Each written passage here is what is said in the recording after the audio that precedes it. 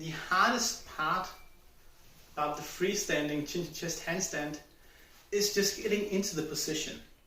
Changing the head position from looking down between your hands to the chin to chest position is where most people struggle keeping their balance.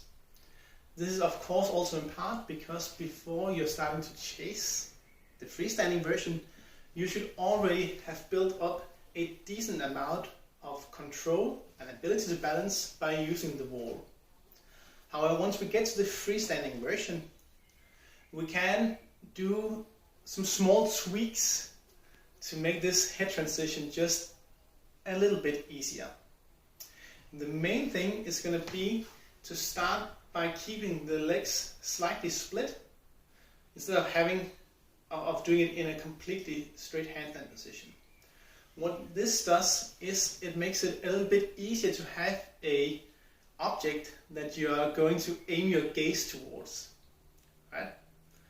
So what I'll do is, once I get into my regular handstand position, I'm gonna move one leg slightly in front, and now as I move my head position, I'm gonna do one smooth movement, trying to lock my eyes on my front foot here, doing it like so. Let's see. Catching my foot with my gaze. Now this is for a lot of people significantly easier than doing it in the completely straight position where I have to catch my feet with my gaze. The reason for this is that when I have to look at my feet in a completely straight position, I have to just put my head slightly further through my shoulders, and this end range is quite a bit harder. Alright? So just looking at a split leg is a very nice way to bridge this gap.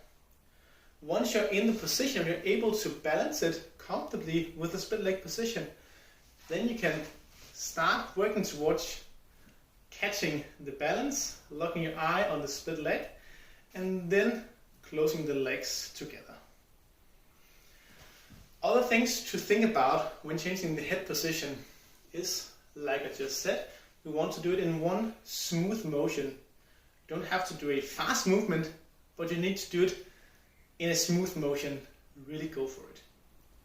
It can also help thinking about pushing just a little bit further up on your shoulders to hold the position.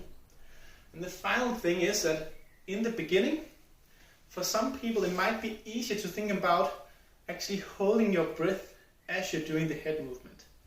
So what you could do is when you're in your standard handstand with the normal head position, you would take a breath in, hold your breath, move the head into position, and in the beginning you might just keep holding your breath, and that's fine. It's not optimal in the long run, but then we would work on building some balance capacity and then slowly see if we can start introduce breathing once again.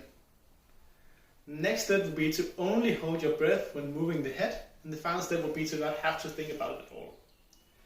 Now this tip about using the breath is more like one of those things you'll have to experiment a bit with yourself.